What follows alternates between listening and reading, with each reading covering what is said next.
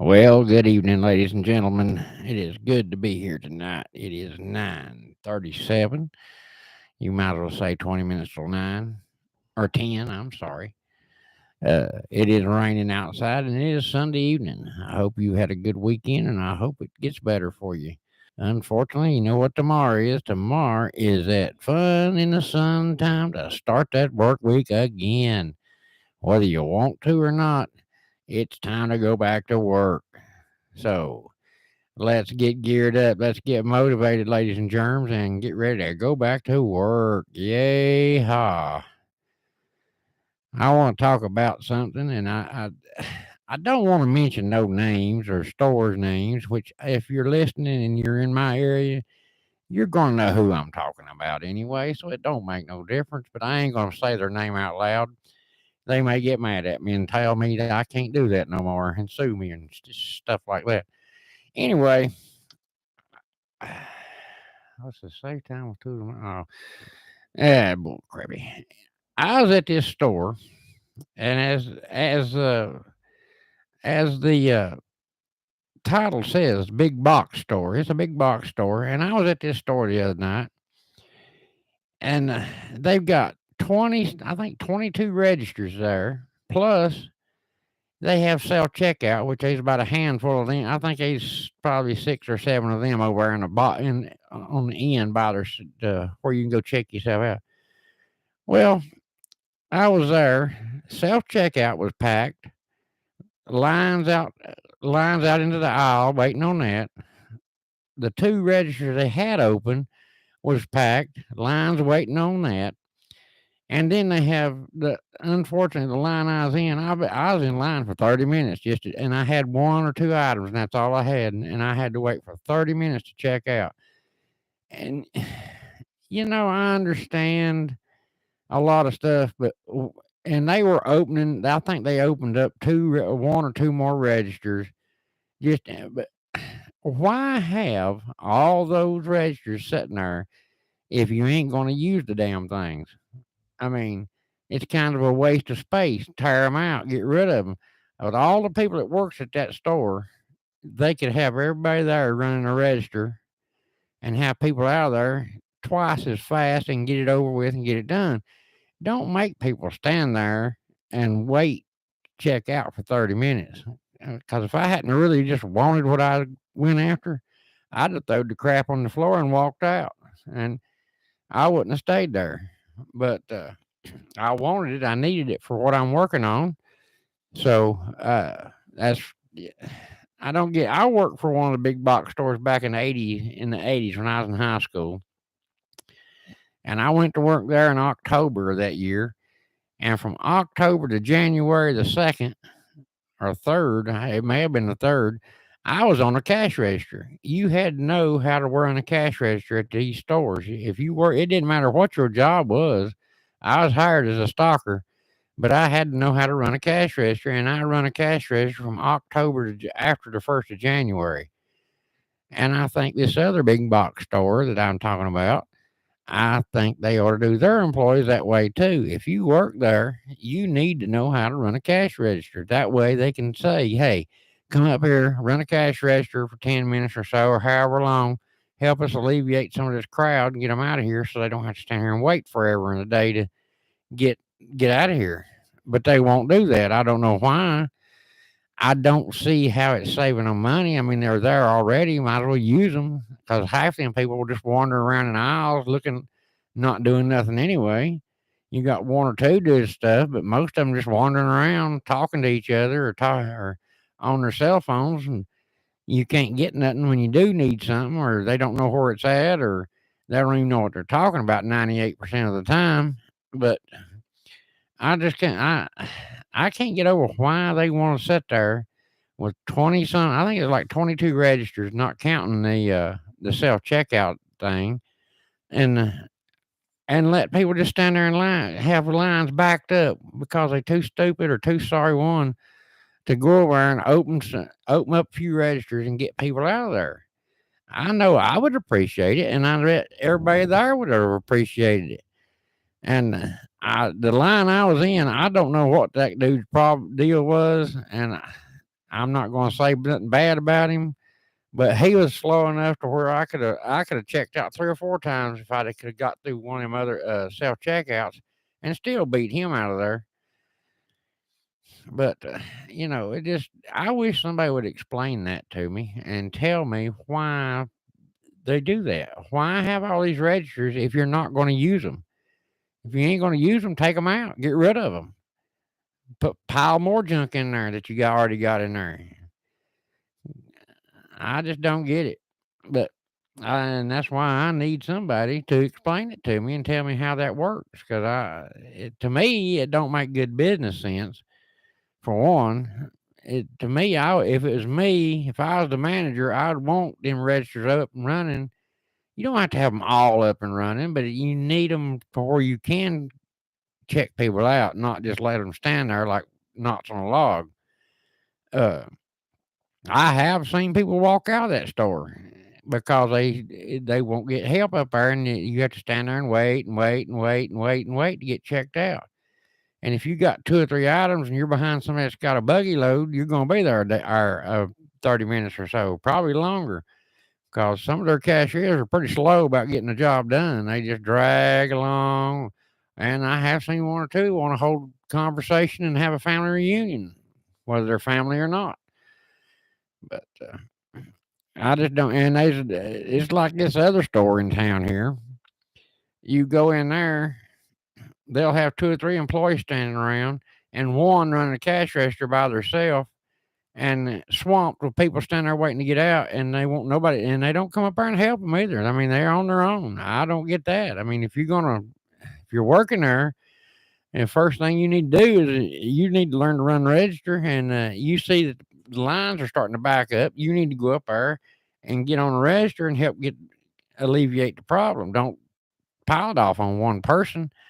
That's not right. That just tells me you're sorry and you don't care about your fellow employee. And if that's the case, you don't need to be there to start with. If it was me and I run the store, you wouldn't be there because I'd tell you to pack your bag and go home. If you ain't gonna go up there and help get this crowd out of here, just go on to the house. We'll do it. We're doing it without you anyway, so there ain't no use for you to be here. But now that store is notorious for that. They'll put one person in there by themselves and expect them to stock and run registers and do everything, and it's almost impossible. I ain't saying you can't do it, but from what I've seen, this store's busy too. Some at times, and you can't get away from the register, and you can't go but so fast. And some of them can't even do that. Some just naturally born slow goes. But they ought to do something about it. The business model there don't work for me. I don't get it because if it was me and it was my store, I'd always have somebody there to help.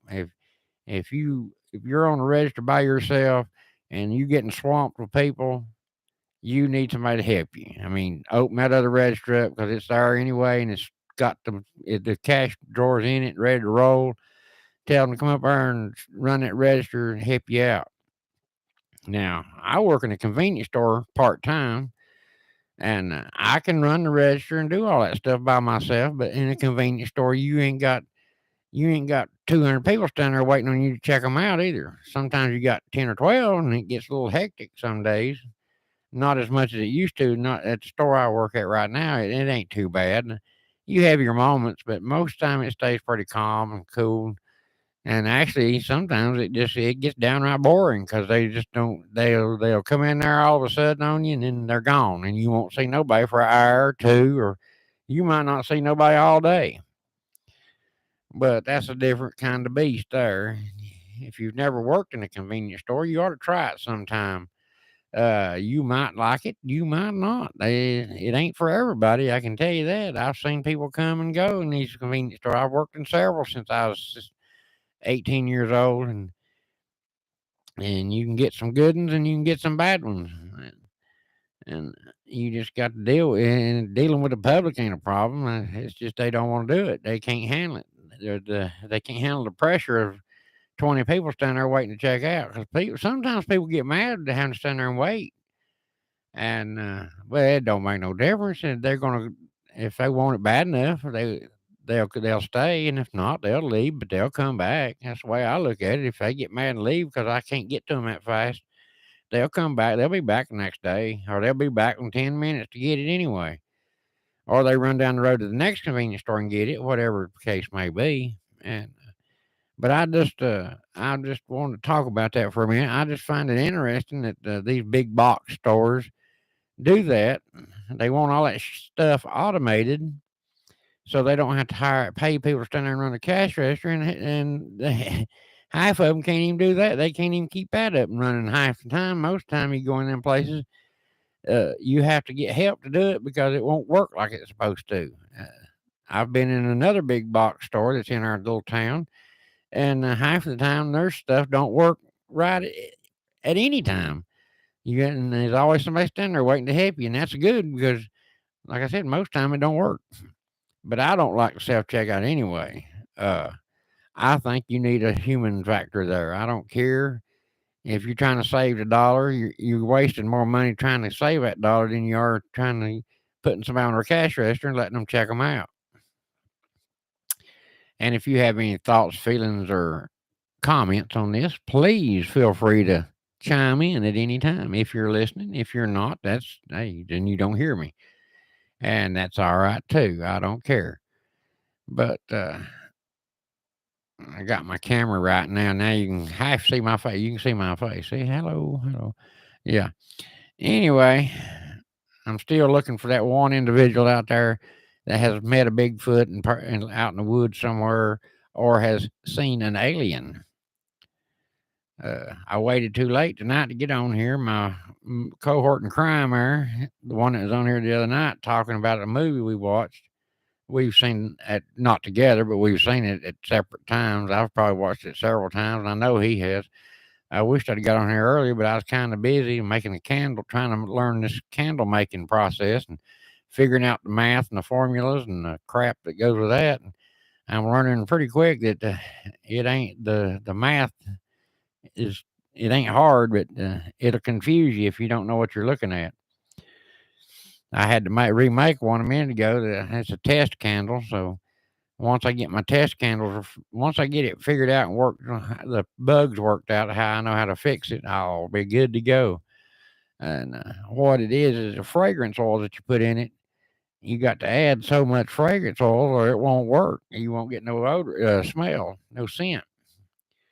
And I made one, and I couldn't get no scent out of it. You could smell it when it wasn't burning, but when it was burning, it didn't do good at all. And I'm learning now when it's going to take a lot of fragrance oil to make this stuff smell like I want it to. But I think right now I'm going to make some candles up here in the next day or two, but they're going to be unscented candles, and let it go at that. See how they do.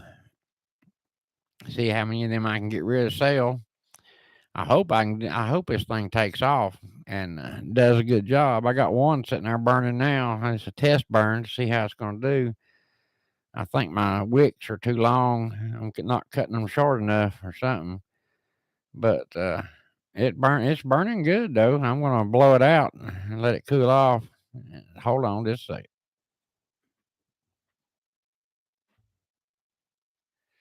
But now I got some good wicks. I made these wicks myself, and they do good. They don't smoke long at all. Like most candles will smoke for 5 minutes. This in here, I just blew it out in about 10 seconds. It's quit smoking. It ain't smoking no more. But I'm gonna the which now this ain't these are I bought the stuff to make wicks with because I didn't want to have to order the wicks separate and pay for it. When I can make them myself. And I've made several now, and they work out real good. I'm impressed with my wick making ability. It didn't take a lot of energy to figure that out. Uh, and I've made, let's see, right now I've made 3 test candles, and the last one I've got in there re-solidifying where I report it.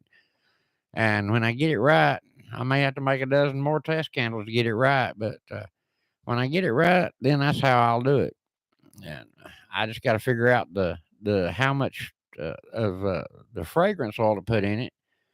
It's the math don't make sense to me a lot, which I never was good with math anyway. Now I've got a son-in-law. the math department. That's where he should have been because he's good at it. Uh, the other day I was trying to working a formula that tells you how much wax it takes for a certain amount, and I done the math on it, just like it said to do it, and it said 32 grams. Well, it's supposed to fill 4 ounces, and 32 grams will not fill 4 ounces. And it couldn't have been 32 ounces because that would have been two pounds of wax in a 4 ounce cup. And that won't work. So I don't know whether I multiplied it wrong or what happened, but I I got it figured out now. But matter of fact, this candle I just blew out. I let it run over just a little bit because I poured too much.